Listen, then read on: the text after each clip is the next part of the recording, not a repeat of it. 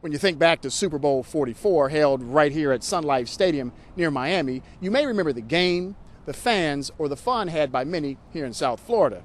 But what you may not remember were the many layers of security which allowed America's biggest sporting event to happen safely, all under the watchful eyes of a multi-agency law enforcement task force, including the Department of Homeland Security and U.S. Customs and Border Protection.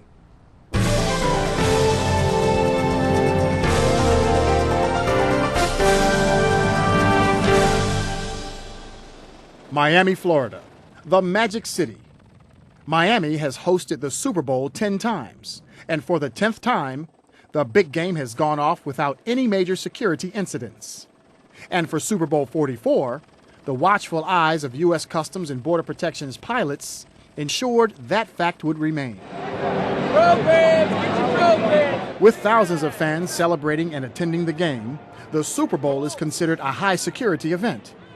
To manage the complex needs of the event, a joint task force was created by teaming up thousands of law enforcement personnel from the NFL, Florida police forces, and the federal government, including the Department of Homeland Security. We are, as was mentioned, working hand in hand to ensure that Super Bowl 44 goes off smoothly, safely, and to make sure that we are doing everything we can proactively in preparation for the Super Bowl. We rely on the local police agencies here, our partners in Miami-Dade County, and all of our federal partners, including Customs and Border Protection, to be able to provide a safe venue for all the people that are going to come here.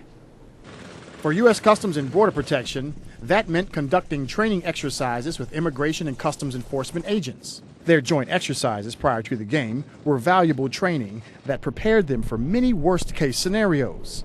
It also meant that CBP aircraft deployed from Homestead Air Reserve Base to secure a 30-mile no-fly zone around the stadium on game day. We started 5 months ago being prepared. Today is the day that we make sure everything worked the way we've been planning. They should be able to sit down and enjoy the game based on how much training we have put into this, how much planning have gone into this, and now how much preparation we're going to do for this particular event. On the ground, CBP officers used imaging technology to conduct non-intrusive inspections of vehicles, bringing items into the stadium prior to game day. The Z Backscatter Van, or ZBV, captured X-ray images of stationary vehicles. It can reveal organic threats like C4 explosives and contraband, including cocaine and marijuana. It is also able to detect radiological materials associated with nuclear or dirty bomb materials. If we get a hit, we will send the vehicle to secondary, where the bomb squad will inspect the vehicle. It is very secure. I mean, if you don't get any of the checks, you won't get inside the stadium. After the CBP inspection, Miami-Dade K-9 officers performed additional explosive detection searches of the vehicles before they were released into the stadium.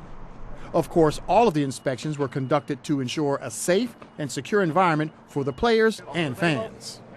This is definitely the best thing to do. It makes everybody feel safe, you know? I mean, that's what we need, you know, to feel safe in our own place, in our own country, and it's a positive thing. If anybody has a problem with it, then that means that they have a problem themselves. So it's a great thing. I'm glad it's happening. Just as the Joint Task Force controlled the security of the event, thousands of volunteers controlled the movement of the fans. I feel confident that everything is going to come off just as it's supposed to be on Sunday, with the masses and masses of people here. These volunteers came from around the country to help the event run smoothly as the security operations worked behind the scenes. I feel 150% safe, and knowing that these dedicated people are working hard to keep it a great venue, safe and secure for everybody to enjoy. As game day drew closer, the athletes began to sense the impending on-field battle. The players were mostly aware of the complex security around them and reached a certain comfort level which helped them relax and focus on the game.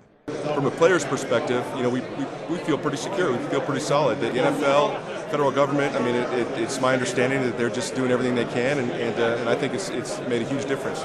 I don't think everybody understands that it's just not just right above the stadium that's the concern. I mean, we have, I think it's a 30-mile radius of airspace that's covered, and that's a gigantic task.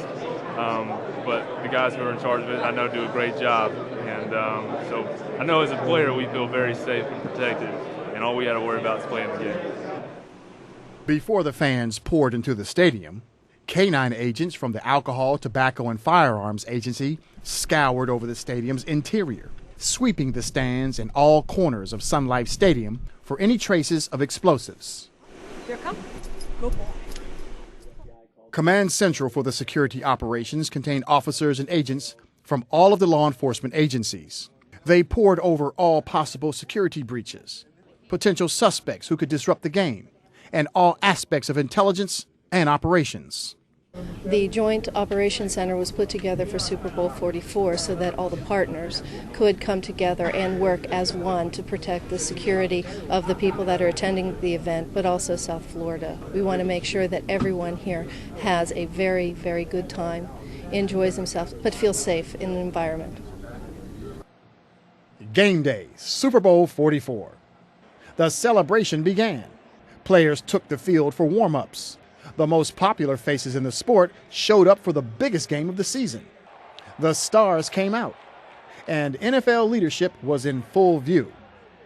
With the national anthem setting the tone, eyes in the sky were constantly looming, watching, protecting one of America's greatest sporting events.